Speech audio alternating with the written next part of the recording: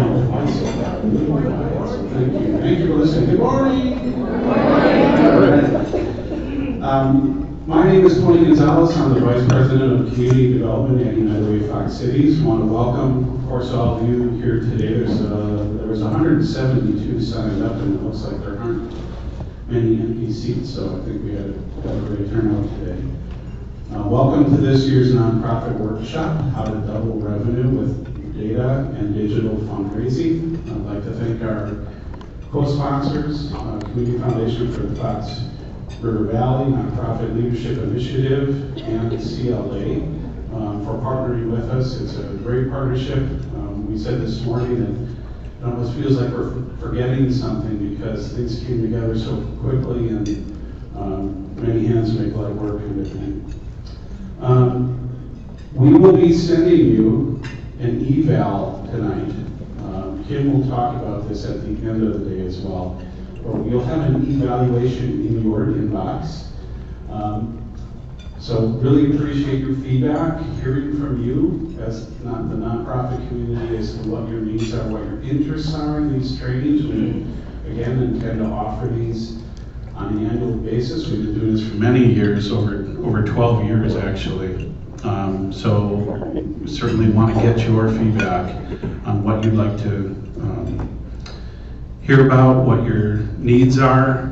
If, and I mentioned this I think last year as well too, in your travels, if you hear of a speaker that you think is someone that's dynamic, that would be a wonderful person to bring to our community, don't hesitate to let us know. Certainly someone that we may look into and see if we can bring into the community. With that, you have an evaluation card. If you look at your table, it's just a postcard. You can should be pretty self-explanatory, but we're asking you to think about an item that you're going to learn about today that you would look to implement. If you'd like to fill that card out, leave it at the end of the day with your address, and we will send you a friendly reminder in the mail 3 to 4 months. So again, Kim will talk about this and give you a friendly reminder at the end of the day. So really excited to do this again this year. And it is my pleasure to introduce Rachel Ramjatan. She is a professional fundraiser and consultant with nonprofit. I'm sorry. Gotta look at my script here. Tell me how Network for Good, I got nonprofit in the brain. She is someone who we've come to know as an organization and feel they're a wonderful resource for our community. She's again, a professional fundraiser and consultant for more than 100 nonprofit organizations. She's created and redesigned processes, strategies, and fundraising activities to help nonprofits raise money, and certainly that's what we brought here today. She is the National Program Director for Impact and Sustainability at Network for Good. She works with, again, fundraising organizations, and as we've talked about, she does this kind of work across the country. Her peer was actually scheduled to do this today, and he took a position elsewhere, so she was so gracious to make her schedule available and make herself available for us today. So a huge thank you to Rachel for being here today with us. She's here from Florida. Have a safe trip, and really looking forward to her message today. So without any further ado, please welcome Rachel.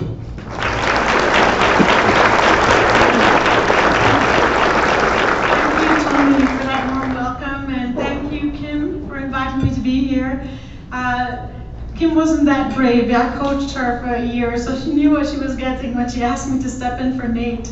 But to tell you a little bit about our story, I work for a fabulous company called Network for Good. And we're a rather unusual company in that we are a social benefit organization that's owned by a nonprofit. So what that means is we have two distinct arms. to Network for Good.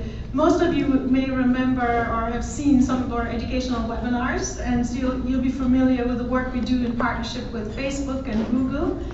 We are the ones that power the donations that come to you that way. But the grant-making arm is the side of the company that I work for. And my job is to go out into the community and find wonderful partners like United Way and the Community Foundation of the Fox Valley region, and we deploy a program called Jumpstart Fundraising.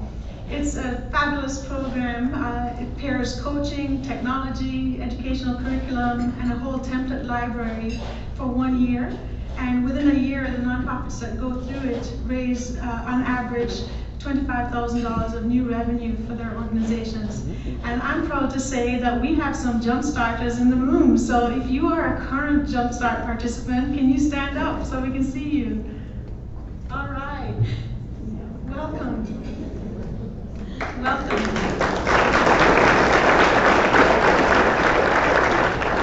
So in case you're wondering, I'll put you out of my misery, or your misery. Where does this funky accent come from? I'm originally from Jamaica, and I married a Trinidadian, which is how I came across my Indian last name. And so I'm a complete enigma to people who look at me and say, you don't look like what you're supposed to look like. So I can go incognito. But my story and adventure into fundraising began when I was a teenager. And we were visiting a government-funded home for the homeless and elderly. And we discovered that a lot of these seniors living in there were having severe tooth problems. And I asked them, why aren't they going to the dentist? And they said, the executive director told me, well, we don't have transportation to take them there or money to pay dentists. And I said, well, what would it take to set up a clinic here and get dentists to come to you? Because I know dentists. Pretty brazen for a 13-year-old to be telling an executive director what to do. And he said, okay, well, you find the equipment and we'll get the dentist here. And I thought, you know, that's a problem I can solve. And so I did what all resourceful kids do. I went to my parents and I said, we're going to host a fundraiser. Mom, I need you to help me with food. Dad, I need you to rally your Chamber of Commerce friends. And we own a printing business. I said, you need to print me some tickets. And so we had a good old-fashioned fete. And get there on the day, everything was going swimmingly until I realized that I had underestimated the creative genius of the Jamaican people. Somebody from the area had duplicated tickets and sold them for their own profit, and we couldn't tell the difference. So I now had probably double the number of people there, but you know, like any brazen 13-year-old, I was like, oh, totally got this, you know? We ran out of food, but the one thing we had was good music. And so I learned from a very good age that good experiences and relationships trump anything that can go wrong, and usually there's something that goes wrong. But that was my first adventure into fundraising. I'm actually a computer engineer by training. My father refused to pay for a degree to work in the nonprofit sector. He said he didn't want me to become dependent on some man for the rest of my life. So I did what all good daughters do. I worked in manufacturing for 10 years as an IT engineer and couldn't wait to get out of it. And finally arranged to work in the nonprofit sector for Catholic Charities in Miami, where I spent 11 years. And then one thing led to another, and the funny thing was, when I joined them, I said, oh, thank God, I can leave that IT career behind. And look where I ended up. So God has a sense of humor. So the reason I give you all this backstory is really to convince you that despite what my biography says, I'm really a jack of all trades and a master of none, and just a resourceful person that's made a lot of mistakes and therefore created a lot of training opportunities and learning opportunities. But really I've found that in this profession, what helps people to connect with us is authenticity, and we have to have passion. And if you are passionate about the organization you work for and the work you do, the rest of it will follow. And so today we're going to talk about a subject that doesn't seem like it has a lot of passion. It's totally cerebral and analytic in terms of how you use data to help you. But we will get to some of the messaging strategies that you can use so that when your year-end campaigns come up this year, you can do a great job of reaching out to donors. So with all that said, this is a large room and it is 4 hours that we have together. So I will give you a couple of breaks And we do have some interactive exercises to do together, which will be fun. If you have questions throughout the program, feel free to interrupt me. For those of you who are more Pooh Bears and not so much Tiggers like me that bounce out of bed, I'm going to apologize in advance. With all that said, let's get started.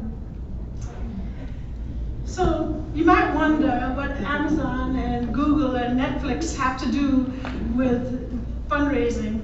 And really, they don't have much to do with fundraising, except that they have figured out a way to curate content to make sure that we keep coming back for more. And in a sense, they have shaped the audience that we are trying to reach. And they've spoiled them because people expect curated content. And so in the old days, we used to be able to send what I thought a pray and spray appeal, something that was generally appealing to most, and get away with that. But now we have to do much better than that if we're going to get our donors' attention. So, good work and a thank you no longer keeps donors giving. What this means is, where we used to get away with being able to send a genuine, heartfelt thank you, it has to be followed by something that engages the donor. And that's tough to do. I think I'm going to have to wander down here a little bit.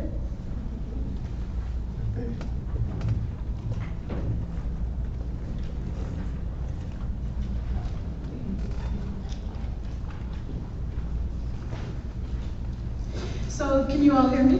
Great, okay. So now our donors expect a lot more of us. They expect us to be able to create an awesome donor experience.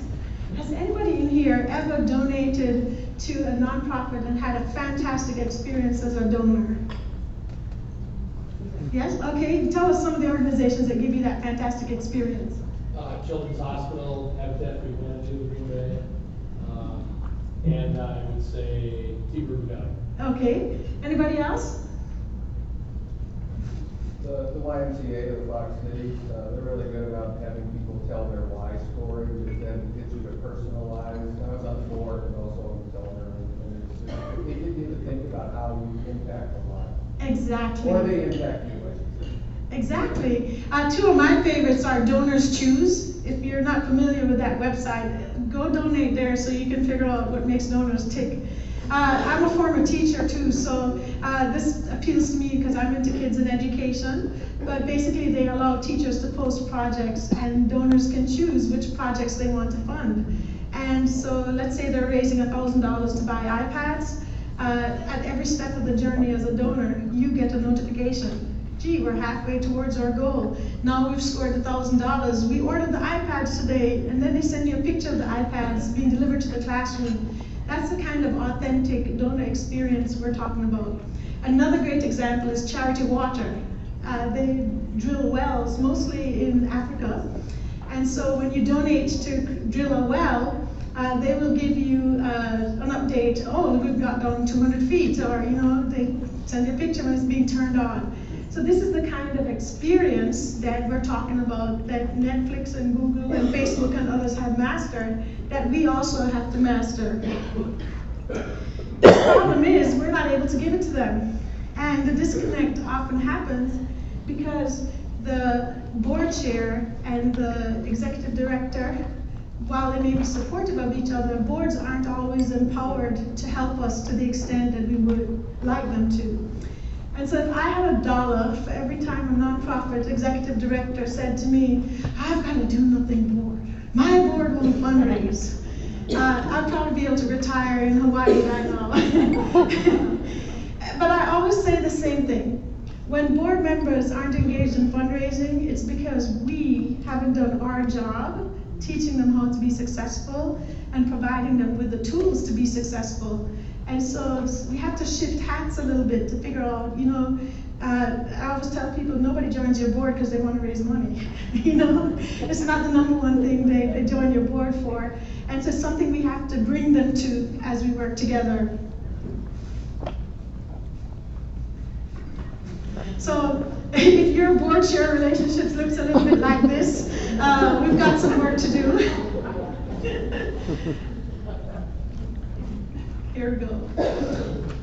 The next thing we need to know is that We used to think in fundraising that the generation that folks are in determined how we ought to communicate with them. So of course, baby boomers weren't into technology, right? So we had to send them good old-fashioned direct mail appeals. And then Generation Xers like me were all into Facebook, so that's where we thought we had to go. And then the millennials, oh my goodness, don't even talk about them unless you're on Instagram. And Generation Z, oh, Snapchat is the bomb. You know, at least that's what my kids tell me. I never quite understood the point of wasting time to create something that disappeared in 3 seconds, but that's why I'm a Gen Xer.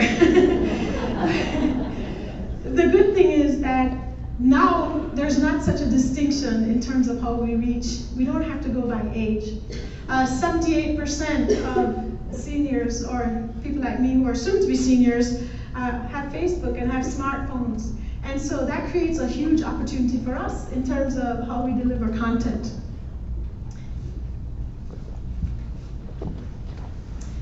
So when you're thinking about how to engage your donors, it's not just the content that you need to worry about, but what channels you're going to use to communicate with them.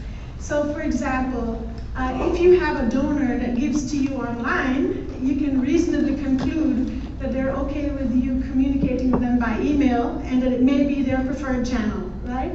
If they mail you a check, that's your direct mail person, definitely. You know, good old-fashioned, like to write the check and send it in the mail. So if you pay attention to the ways people engage with you, you learn a lot about their behavior, and it's going to help you shape your strategy. We also have to give them keywords to remind them how they're connected to us and why they should care. So subject lines are huge. Our donors sort their inbox just like me and you. It takes like 0.3 seconds to decide if you hit delete or if you're actually going to open this thing. So getting them to open it is the first obstacle. And so we have a saying on our team, when we go through training, don't mistake or mix up the sell and the install. So if I'm talking to a nonprofit that their dream come true is to raise a lot of money, I need to speak that language to them, because that's what's going to get them to say, oh, I really need to talk to you. If I go and approach instead and say, hey, I want you to work with me for a year, you're going to work your tail off, and it's not going to be a whole lot of fun in the first 3 months, but you'll raise $25,000 in the new year, I've lost them before I even said hello, right? And so same thing with donors. When you're thinking of your communications, you have to speak to the what's in for them. Donors are just like me and you. They're caring for aging parents. They've got teenagers at home, say no more. They're working full-time jobs. They're volunteering with nonprofits. And so their time is limited, and we live in an ADD world. You know, we've got 40 characters maybe to get their attention, or 140 on Twitter. You got maybe 10 words on Facebook. And so how we communicate has to change too. We can't send these long letters of old. You remember those 2-page direct mail appeal letters full of paragraphs of text that told people's life stories? Now it's like lists and bullets, right? Because people skim. Oops, here we go. So when we're thinking about how we communicate with donors and how do we create this personalized experience, we can no longer cater to an individual donor. In the digital age, we just don't have time. You know, in the old days, we used to worry about, well, what if Mr. So-and-so stops giving? Today, it's a numbers game. Any of you familiar with the organization Food for the Poor? They're one of the largest nonprofits in the US, and they do a lot of work in Latin America and the Caribbean, and mostly to do with hunger and education and housing. And if you go to their website, they are master creators of content. And if you make a gift to them, you will be hounded in direct mail within an inch of your life for the next 2-3 months. I say this because they were founded by Jamaicans, and I'm a regular donor to Food for the Poor, and in the interest of full disclosure, my brother's parish in Jamaica is funded by them, and my mother worked for them. And I had to call them and say, guys, don't waste time sending me mail, you're getting my money anyway. But when I go out into the community and I hear from other donors, one of the things that I hear frequently is, oh, they waste so much money on direct mail. And I always say, let's drill down into that. how much money do you think they're really paying when they're sending however many millions of pieces at one time? Next to nothing. And of all those folks, if even 30% of them are giving each time, which there is a percentage that will send their little $10 or $20 every time, the cost of sending that is far lower than the revenue they're generating. Oh, but it just is so annoying. I said, yeah, but for every donor like you that gets annoyed and stops giving, there are 10 more that keep giving. And so this is what we mean by saying we can no longer create a segment of one. We can't cater to an individual anymore. What we need to do is play the numbers game and make sure we come out on top. And that means that we use something called segmentation. So we divide our donors into buckets based on characteristics. So for example, when I worked at Catholic Charities, we had 14 different programs in 3 different counties. Everything from elderly daycare to Head Start to HIV to refugee resettlement. And the Catholic Church is much like our community, very divided, and people have very strong opinions. And so, this was in my young whippersnapper days as a fundraiser. One of my epic fail learning opportunities was sending a really inspirational story about a drug addict that had come through for treatment at St. Luke's. And we were so proud when he graduated, he had a job. I mean, it was just awesome. Except that I did not segment my list. And I got an angry reply from some donor who said he would never give us money again because he thinks we're wasting money investing in people with addiction because their relapse rates are high and yada, yada, yada, yada, yada. So what I learned from that experience was we have to segment based on people's interest. So I had 15 different segments for my appeals. One was the, I don't know what the heck you like about us, so I'm gonna send you this general letter. And then each person that was aligned with the program got a story related to that program. So if they supported HIV, they got an HIV story. If they supported Head Start, they got a Head Start story. Our numbers shot through the roof when I started to do that because I was able to reach people in the things that they're interested in. Whatever campaign they give to is what they're interested in. So if you have multiple programs like I did, then start looking at your database and see who's given to what campaign, and then keep reaching out to them because that's a sure winner every time, right?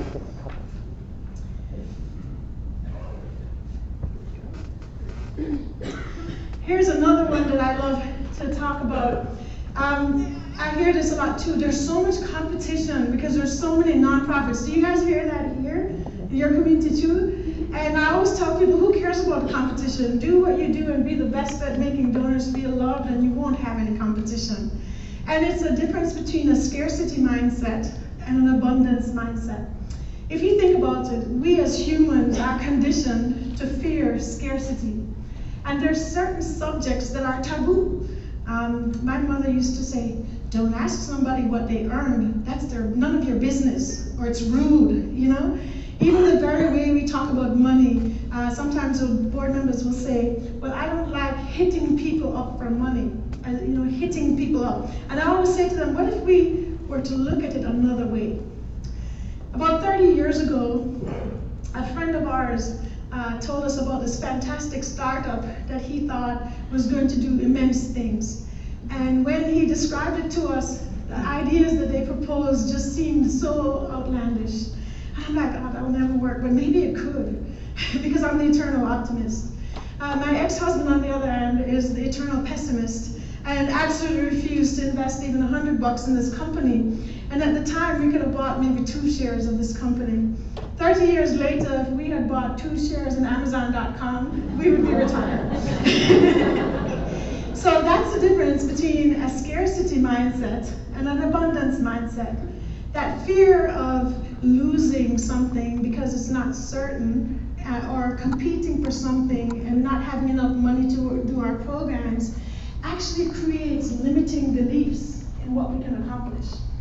So you might imagine that my theory is the complete opposite. I am a total abundance mindset girl.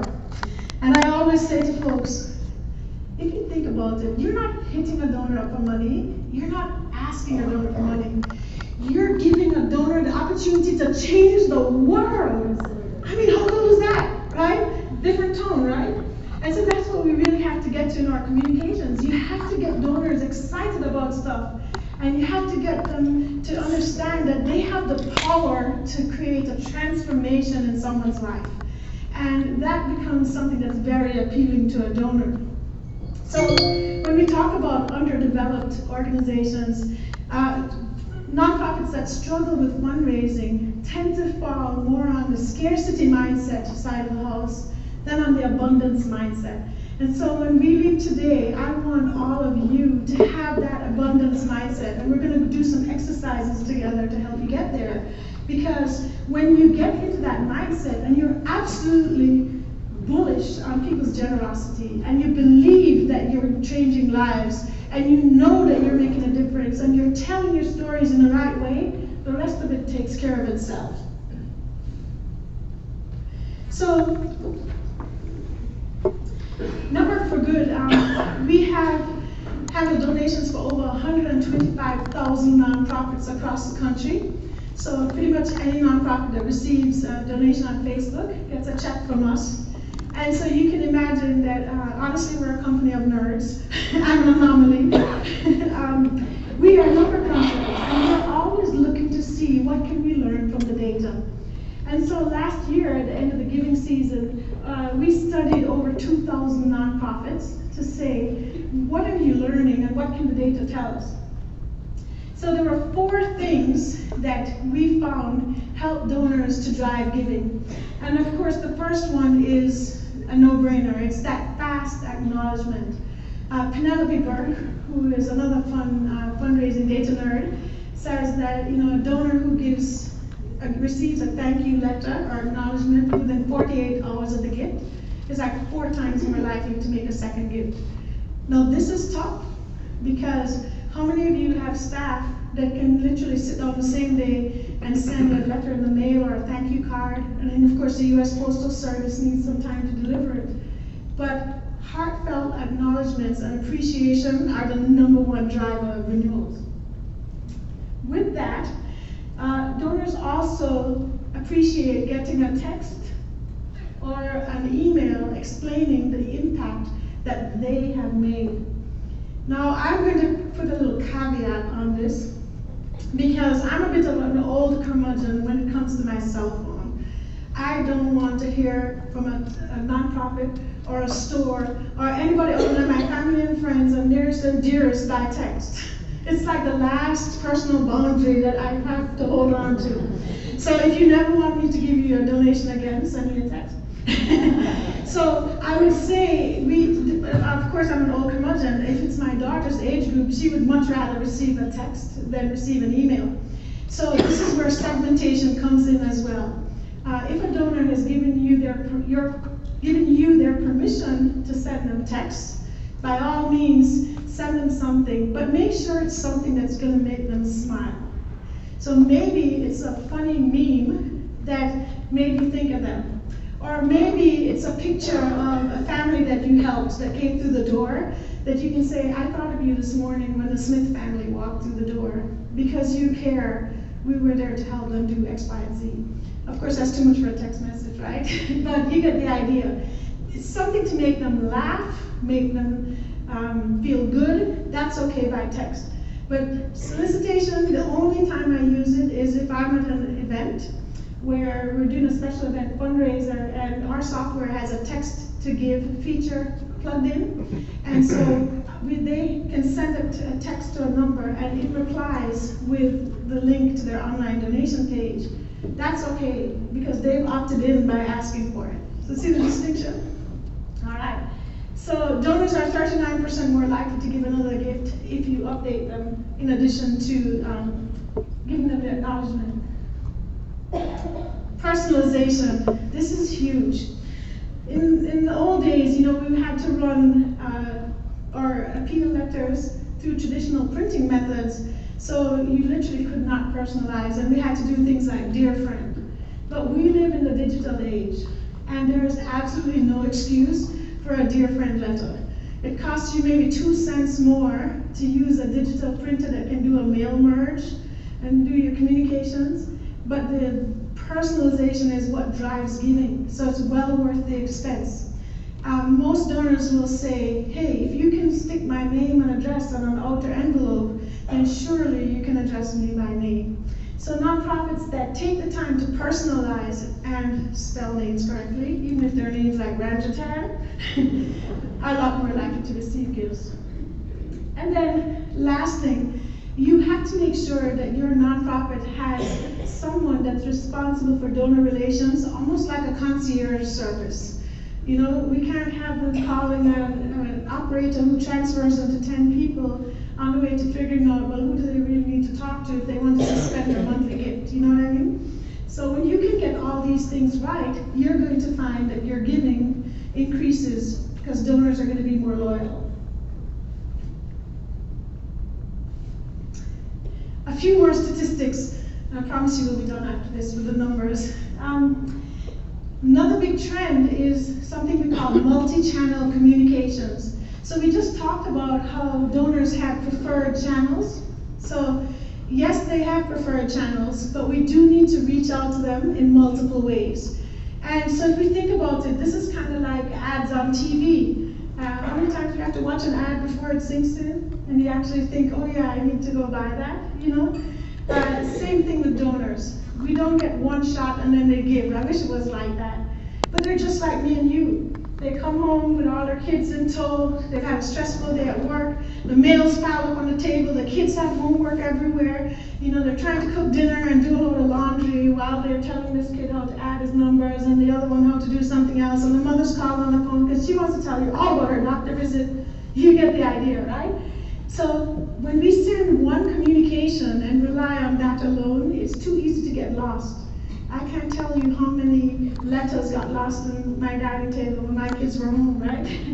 And months later, you'd find one. So when you do send a communication and you don't get a response, especially for year end, make sure you're reaching out in different ways. So let me give you an example. If you send your printed direct mail appeal letter and you send it to land in the mailboxes on the day after Thanksgiving or the Saturday or the Monday, guess what comes next? Giving Tuesday, right? So you want your letter in their mailbox just before Giving Tuesday. And that's the first touch point because they're going to see it. They may not act on it right away, but then you follow up with an email on Giving Tuesday. That's the second touch.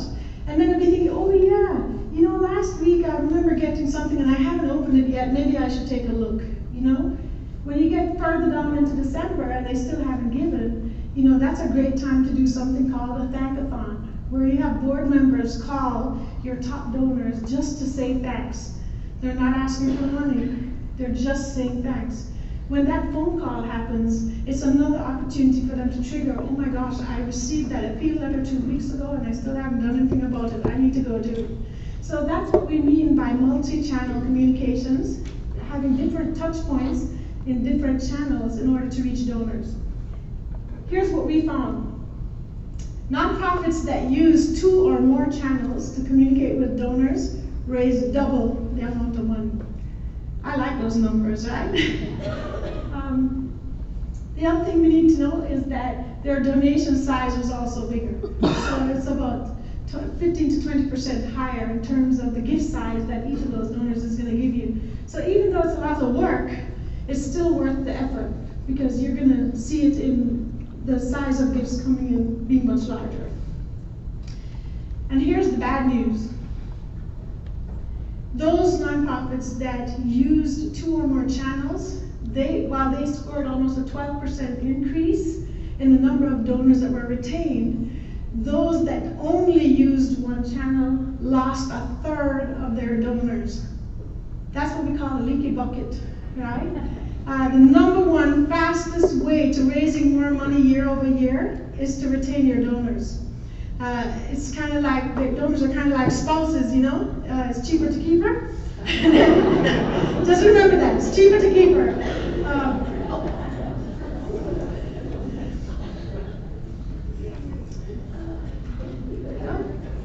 So, as we're thinking about all of this and processing this information, you're probably wondering, oh my gosh, this is all great, but how the heck do we do this? And the first thing we have to do is buy into the notion that it's not about you, you know?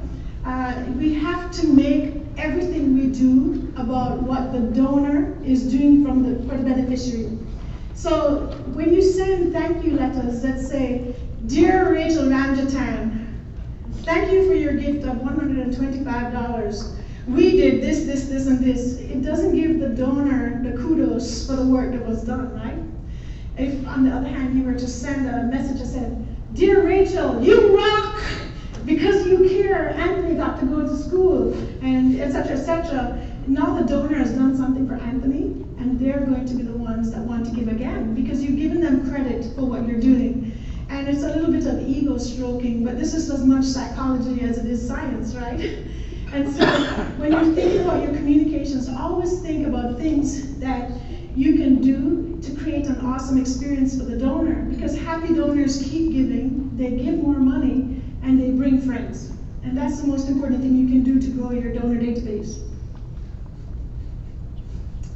Step number 2, this is huge, clean your data. So, this is a pet peeve of mine for 2 reasons. As a former IT person, I know the dumb things donors do that screw up our data. Like when they go on their online giving page and they enter their names all in lowercase or all in uppercase. So when you use that name in a mail merge, it says, "Dear Rachel!" And you're like, "Why are you screaming at me?" And you think you want to say that because you entered your name in all caps. But since that's not an acceptable alternative, it becomes our responsibility to clean up our data. The quickest way to take a donor off is to spell their name wrong, even if they have a name like Ramjatan. It's not that hard, folks, it's phonetic, right? And so the little things matter. My mother died last year, and I made a gift to an organization in her honor, and they sent me a thank you letter, and my mom's name was misspelled. And as a fundraiser, I cringed, because I had a visceral reaction to it. Lady, I just gave you $100, and you can't even spell Jennifer correctly. It's not that hard, people. Because every name is attached to somebody's heart. And so every time you type a letter to a donor, you have to think that this is somebody's heart you're talking to, not their head, right? And so you want to take that extra time to get to know your donors and to make sure you're spelling your names correctly. Of course, there are a few landmines we have to navigate too, especially given the modern families that we are interacting with now. So for example, if you have a husband and a wife and have different last names, how do they want to be addressed? Ask them. And make sure in your database your salutation fields are set correctly. Another situation I ran into a few years ago was a same-sex couple. They both gave money.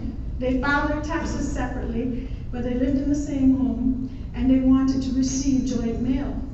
Oh, wasn't that fun to sort out? But these are the little things that drive people nuts, and the more you take care of these unfun data things, the better results you're going to get with your fundraising. So, any of you have data that looks like this? I feel like it's incriminating. So Nate took this off my desk, and I'm like, "What? You used that in a presentation? How dare you?" Of course, he's much more organized than I am. So when we're looking at our people that we're talking to, I'm definitely on the old-timer side of the fence. I've got a Post-it note somewhere, and usually I can tell you where it is, unless somebody's decided to come play a trick on me and mess up my Post-it notes. Nate, who just went on to newer things, he is 28 years old and totally on the scientist side, like, "Oh yeah, I bought an apple," So regardless of which side of the coin you find yourself on, and whatever tools you have to use to get it right, it's still worth making sure that your data is correct. So Lisa Sargent, are any of you on Twitter? No? Okay, a couple of you. If you're on Twitter, there's 2 folks that you might enjoy following. One is Lisa Sargent. She's a fantastic fundraiser who had the same experience that I did with her mom's name spelled wrong. And then the other one is the Whiny Donor. She is hilarious. I follow her on on Twitter, literally all she posts is communications from nonprofits that are really bad. And so you can learn a lot from that as you cringe on how not to do things. Anybody know this lady? You do? I was three change away from the first Ice Bucket Challenge. I'm with the Boston College. All right. Excellent. So this is the lady who started the Ice Bucket Challenge. And her name is Nancy Freitas. And if you ever, this is a fantastic TED Talk. Are you guys into TED Talks? I love TED Talks. They raised $125 million to date with the Ice Bucket Challenge. And so if you listen to this YouTube video, you'll learn a little bit about the passion that triggered her to become a passionate fundraiser for the organization that she raises money for. It's a personal connection. And the reason I bring her up is, do you have in your database Nancy Freitas that are hiding and you don't know? Many of us have donors in our database that are passionate about the work that we do, but we don't know why or how. So when I was working for Catholic Charities, we had to raise money for drug treatment every year. And I don't think there's a harder cause to raise money for than drug treatment or HIV, maybe mental health. But the way we did it was we did a recovery walk, and good old-fashioned walkathon, old school, low risk. Did it at a seminary so we didn't have to pay police officers or rent or any of those things. You know, got the seminarians involved, so we had 100 captive audience that had to do this because their teacher said they did. But one student in that seminary used to raise on his own about $10,000 every year. And I asked him, what is motivating you to do this? And it turned out he had lost 5 family members to alcoholism and drugs. Because I knew his why, I was able to connect with those donors and help him increase what he raised from them every year. So every year when he put his fundraising page up, I had a segment of Chris's donors, and I would send them an email, sneak peek, Chris is at it again. He's not at the top of the leaderboard yet, but you can help him get there. And so because I knew that connection, he was able to raise more money, and we were able to leverage the messaging to suit. He was a wonderful ambassador for us, and she is a wonderful ambassador for the Ice Bucket group. But you need to figure out who are the ambassadors that you have hiding in your donor list. And the only way to do that is to get to know them, right? All right. So speaking of getting to know them, we want to understand our donors' lifestyles and then figure out how we can use that as a map to figuring out what makes them tick. So I'm going to tell you a true funny story. My brother's a pastor in Jamaica, and he has a school for 1,000 extraordinarily low-income kids. And when he went there 15 years ago, it was one of the worst performing schools in Jamaica. I think 17% of their kids could pass a numeracy test. Maybe 25% could pass a literacy test. And when I tell you, truancy was high, disorder was high. We had 250 kids in an open air classroom, and you wonder why kids can't learn. And so one of the things we came up with was these kids have never had preschool. So they're entering primary school with no early learning under their belts. And so we came up with a plan to create a breakfast program for the 400 lowest achievers in a school of 1,000 kids. 400 lowest achievers. And we decided if they came in an hour early, we could provide a nutritious breakfast for them. So the parents were going to send them because there's free food. And we could pay the teachers to work with them and give them extra tutoring. So we went to meet with this donor, and I was absolutely convinced that he and his wife would be all over this project. So I made the pitch, and he looked at me and he said, "That one's not for me. Kids don't need more instruction, they need more fun."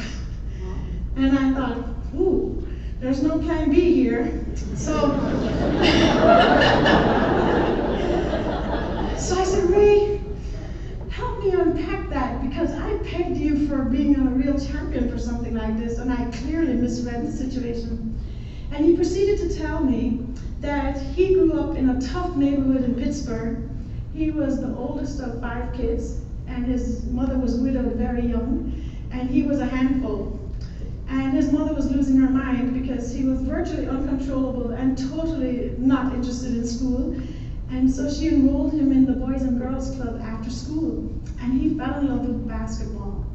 And in order to play basketball, he had to get good grades. And so guess what? He started doing his schoolwork, and he got good grades. And he said, I'm telling you, the problem is not that these kids are dumb. The problem is they don't have enough fun. So I said to him, okay, so Ray, tell me, if you were me, what do you think we should do about this? And he said, you need to put in a sporting program and have basketball and soccer and all these things. And I said to him, okay. So I said, tell you what, I'm going to go talk to the principal about it and see what she thinks. And I went to the principal and I said, Miss White, I have wonderful news for you. I said, I have a donor that's willing to sponsor the 11th thing on your top 10 to-do list.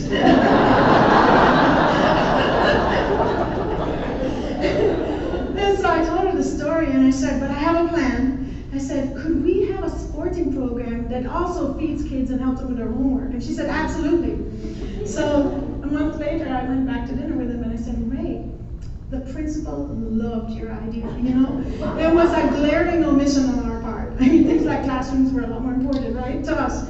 But we realized that you are absolutely right, and so we would like to take you up on your offer to help these kids. That man gave us $18,000 a year for the last 12 years. And when he passed away last Thursday, my brother flew up from Jamaica and was at his bedside with his family. And they are now going to do a capital campaign to raise money to build a preschool in their kids' memories, 15 years later from the initial contract.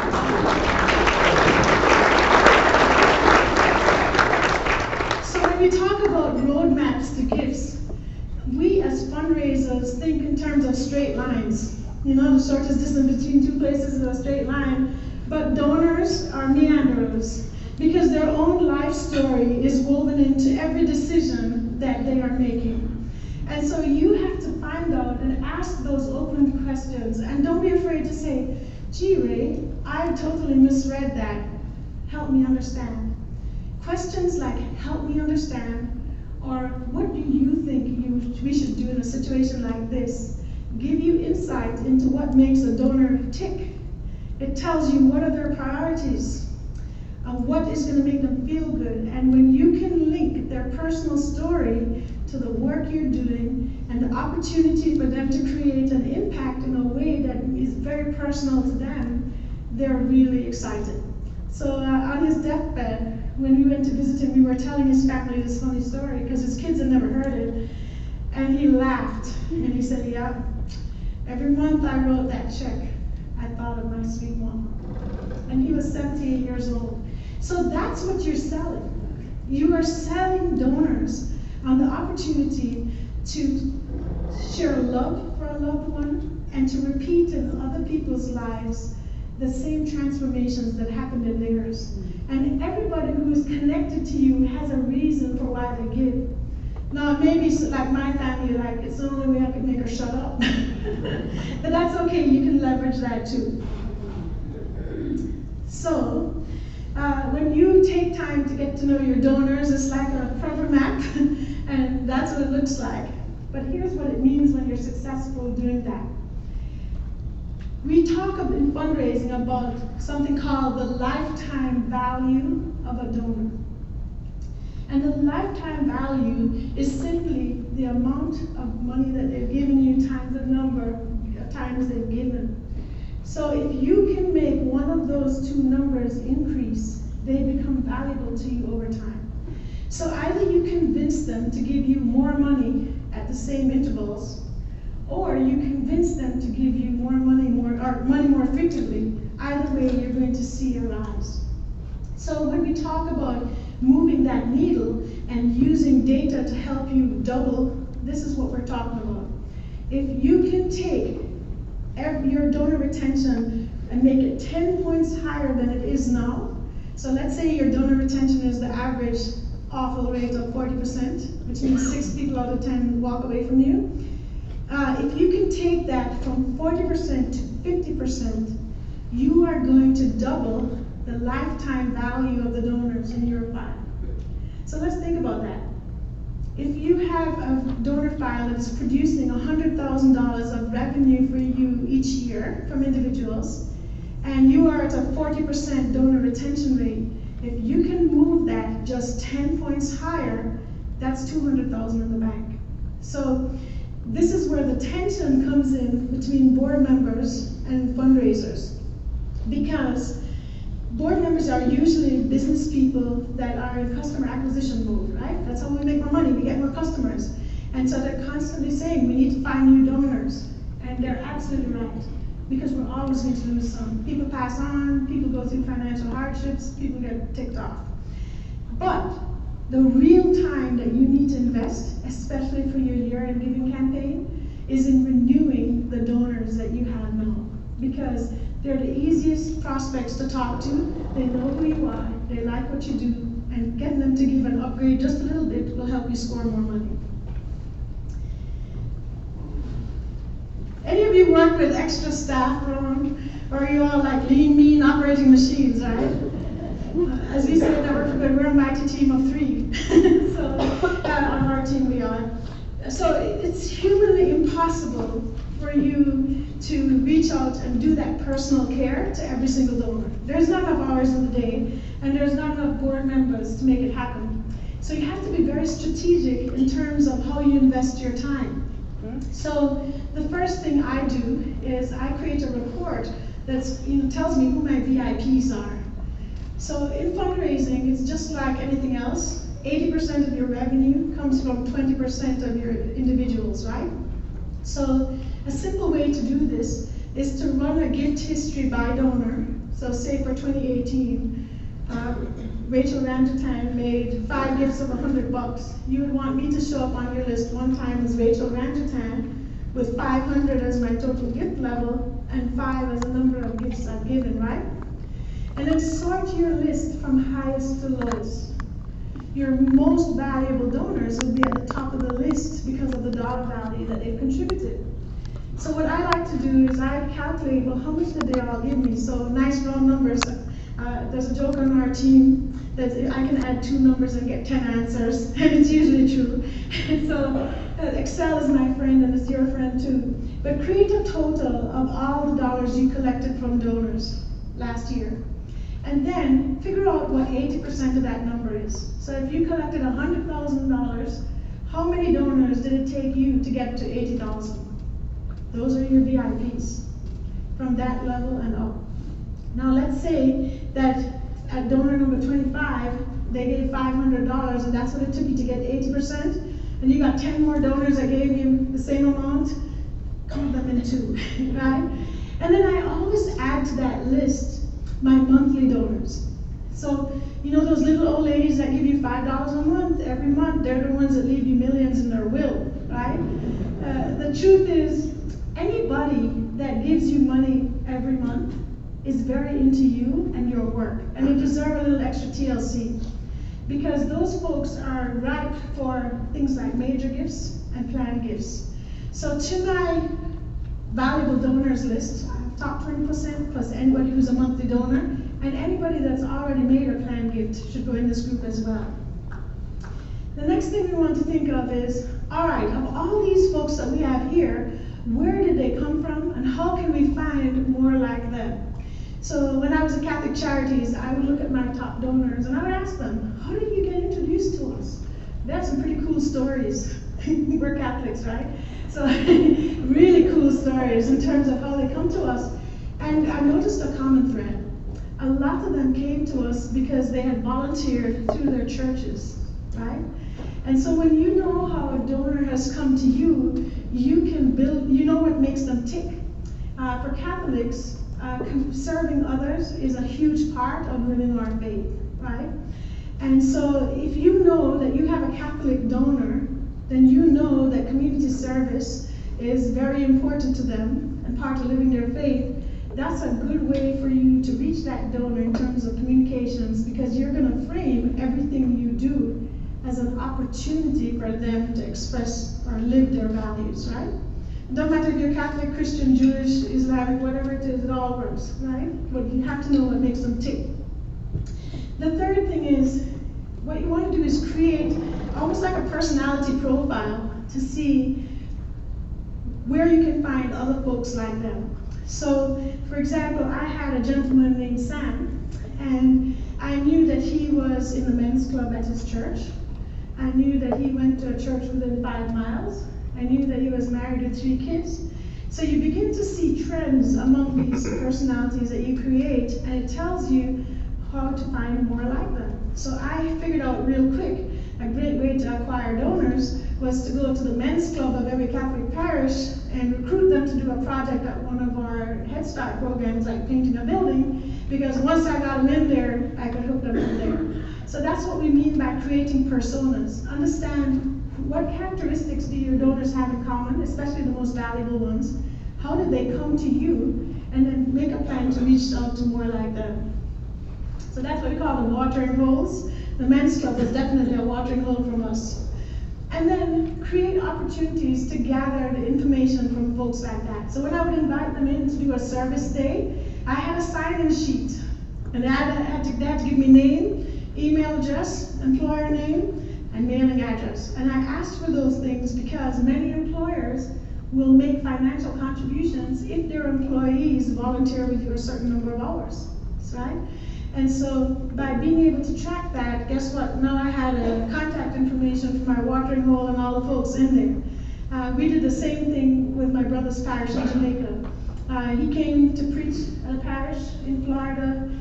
They took up a special collection. We were able to get names and addresses off the checks. Those were the first donors we ever had, and they're still giving 15 years later. So don't underestimate the value of getting that contact information. All right, step number 4, educating your prospects.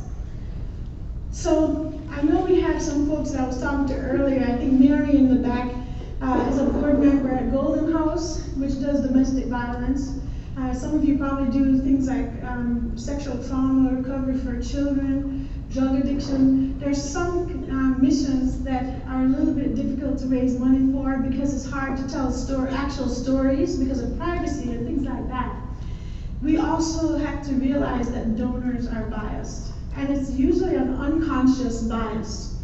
And so if you ask folks, for example, how they feel about people who are addicted to drugs or alcohol, you have people like me that are very much in the camp that drug addiction and alcohol are usually the result of some kind of illness, underlying mental illness that makes people more vulnerable, or it could be some kind of untreated trauma. And yes, there's some that is a lifestyle choice.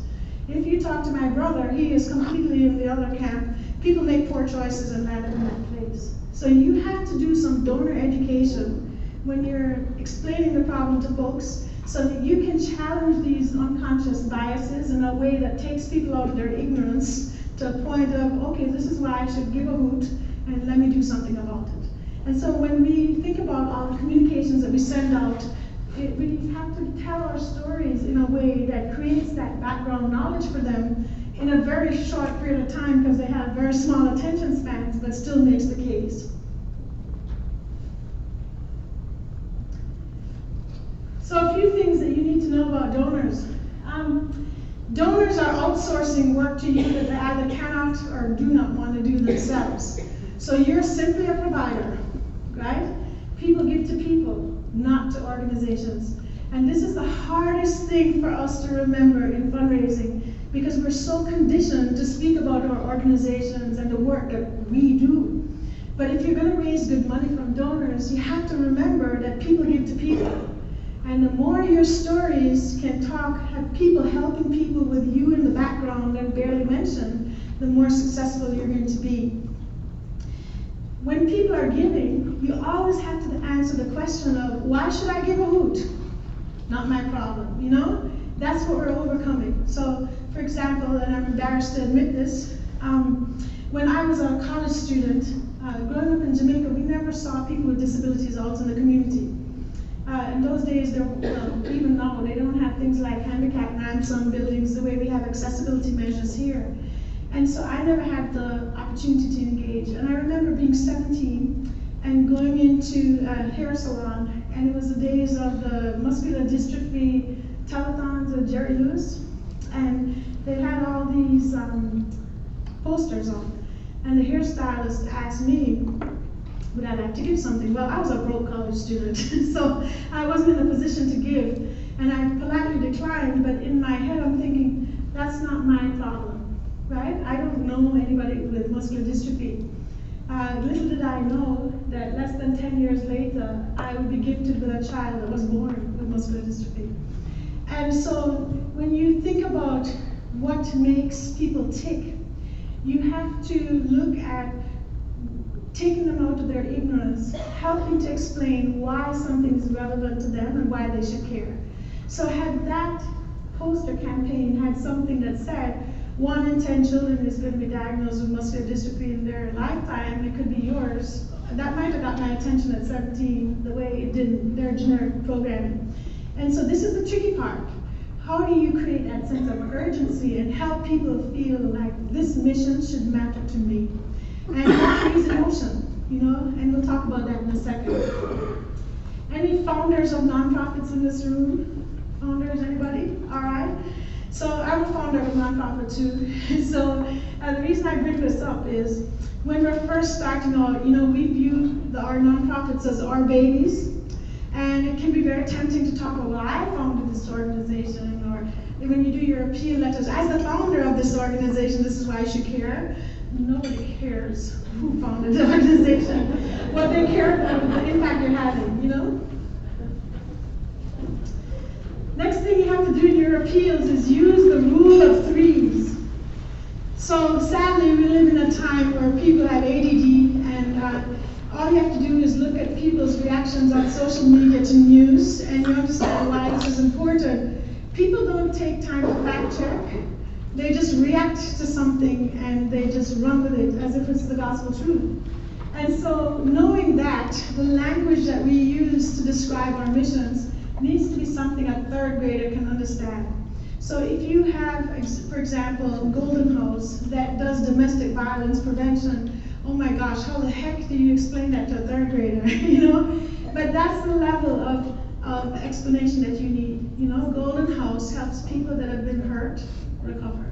You know, whatever it is, however you choose your words, you have to make sure that you're not using any highfalutin words, as my grandmother would say. And this is a real challenge for people like me that love words. I'm the daughter of an educator who was a daughter of an educator who was a daughter of an educator. And so my grandmother took great pride when we were kids in telling us that if we wanted people to think we were smart, we needed to have extensive vocabularies. And then we moved to America where they tell us everything needs to be read by a third grader. So it's a struggle.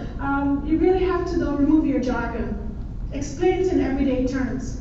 So when I went to St. Luke's, talking to the executive director about writing their appeal, he tells me that, well, we serve patients with co-occurring disorders, and I'm like, oh, hold up, what is a co-occurring disorder? Oh, well, it means that people with underlying mental health issues are more vulnerable to becoming addicted to drugs. Well, then why didn't you just say that? You know, that's what we mean by jargon.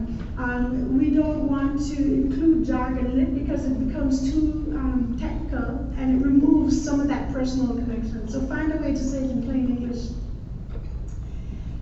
If you're going to use lists, limit it to 3, because people can only remember 3 things that you tell them. And I'm telling you 4 hours worth today. This is going to be fun.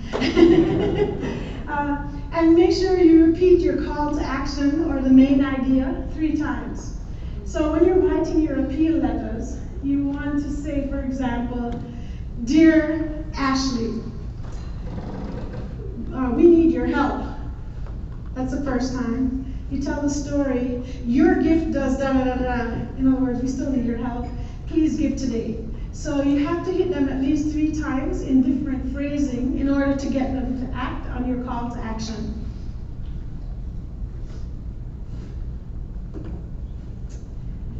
So I don't know about you, but I've been yakking a long time.